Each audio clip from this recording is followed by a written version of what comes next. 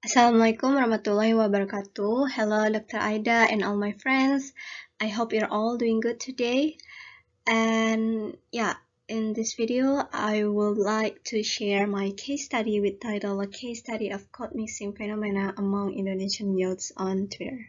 English is regarded as a global language because it's the only one spoken and understood by the majority of people in almost all countries in this world.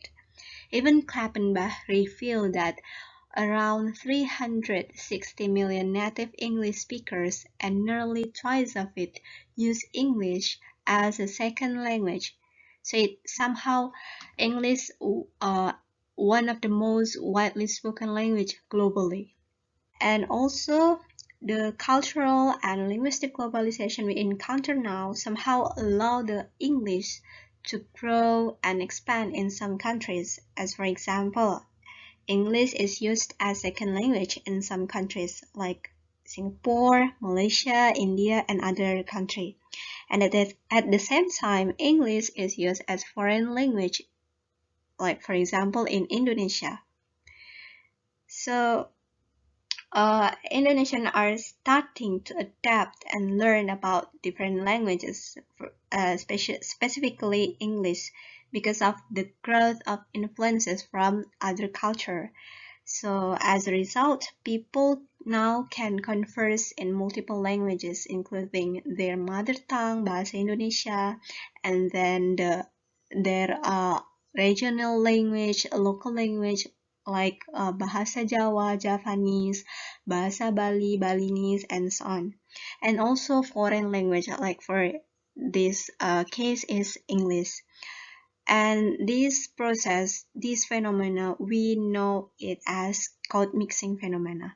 So code mixing is when someone simultaneously combines two different languages without changing the meaning of the message itself.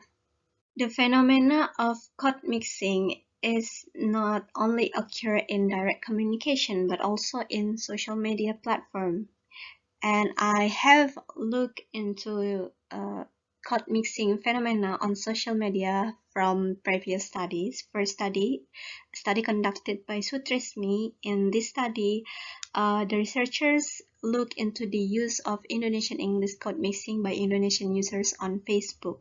So the study revealed that Indonesian Facebook users connect with one another in their native language and also Bahasa Indonesia and English.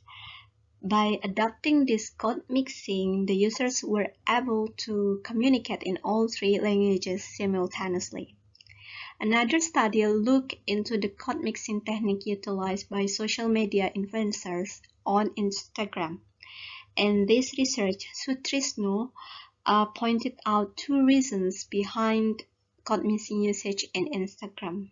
First, the participants adopted code mixing as a habit because they think for them it's impossible to converse totally in Bahasa Indonesia while they grow up and surrounded by family and friends who know only English. And then also the participants employ code mixing as they want Indonesians to grow themselves by learning English. Moving on to the methodology, in this study, I adopted a case study approach, and the goal of this study is to explore the code mixing phenomena, specifically in Twitter. And the target participants is the Twitter users, specifically the Indonesian younger generation, Indonesian youth. Yeah. And in order to collect the data, I do observation and interview. And finally, the data were analyzed using thematic analysis.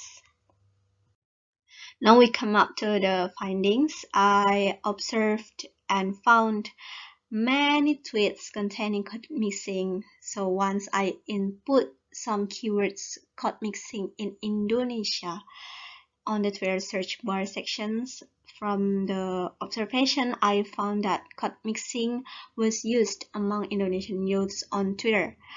So as the proof, it can be seen from here. And I randomly choose tweets that contain code mixing here. From these tweets, the primary language used here was Bahasa Indonesia, which then collaborated with English words. And then the usage of code mixing on Twitter would be helpful for users to type tweets concisely, since Twitter messages are limited to only 140 characters. So it will be easier for users to convey their thoughts, their feelings without affecting the meaning.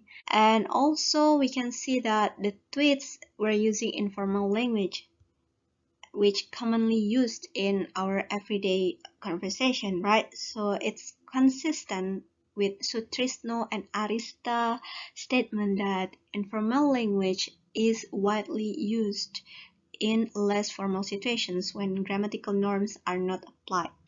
So here the code mixing is possible as it occurs in informal communication setting. Next, from the interview results with 3 Twitter users, I got information about their perceptions of the code mixing phenomena on Twitter. So 2 of 3 participants could communicate in more than one language. Therefore, they are able to converse in Bahasa Indonesia as well as English on Twitter. And also they feel comfortable and enjoy using code mixing on Twitter. And from the interview, it can be said that they were encouraged to use code mixing as they have a limitation of vocabulary in delivering their thoughts. They cannot state the suitable word or phrases in Bahasa Indonesia, so they borrow English and like English words and phrases which they think it fits perfectly with what they wanted to say in their tweets. And finally, they consider code mixing as a chance for them to improve their English skill. As I mentioned before, they are all already aware and understand the importance of English as globalization and domination of English as linguistic imperialism. So that's why they know the importance of learning English to communicate with foreign people. So they start to practice and learn code mixing on Twitter to improve their English communication skills. Moving on to the last finding, I observed that some people criticize the code mixing phenomena on Twitter. They argue that code mixing is not appropriate to be implemented in real life and also in social media. And then this disapproval produced the term fart language or bahasa kentut. Based on my observation, fart language is a new term that addressed to the behavior of the young generation in Indonesia who do code mixing Bahasa Indonesia with English. So this new term was born as a satirize or bad joke addressed to people who mixing Bahasa and English either in spoken or written text. It's interesting to know that some people are against the use of code mixing because they consider it confusing and merely using for the sake of showing off someone's prestige. We can see from the interview here, it reveals that those who are bilingual or multilingual, they consider to have a certain level of respect or to show off. So people who against the code mixing, they still consider code mixing as helpful, as the English terms sometimes are better known to many people than Bahasa Indonesia in literal terms. And based on findings and discussions, I would say that the code mixing phenomena among Indonesian youths in Twitter demonstrate the linguistic hybridity in Indonesia. As reflected in the data, the existence of social media, the presence of foreign culture, and the development of linguistic globalization contribute to the code mixing phenomena in Indonesia. And the younger generation in Indonesia, they know already and aware that English is important, so they do code mixing so that they can learn and improve their English communication skill. And code mixing helps them to feel missing vocabulary in Bahasa Indonesia, which then they can know more about English vocabulary.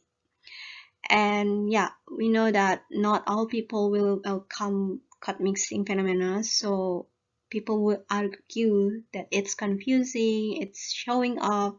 So I would say that my solution or suggestion regarding this issue from me, who for people who against code mixing is like it's okay for them to say they don't like code mixing. However, they need to stop overreacting by making satire or mocking people with the term part language for people who do code mixing. So please stop, since it's inappropriate at certain point.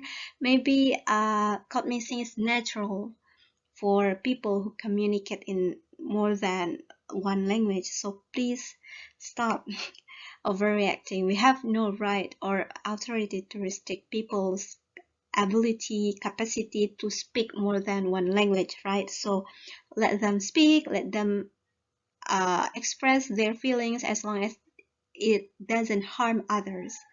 And in the end, code mixing phenomena will continue growing with more positive benefits that young users can achieve. I think that is all for me. Thank you so much for listening to my presentations. And yeah, Assalamualaikum warahmatullahi wabarakatuh.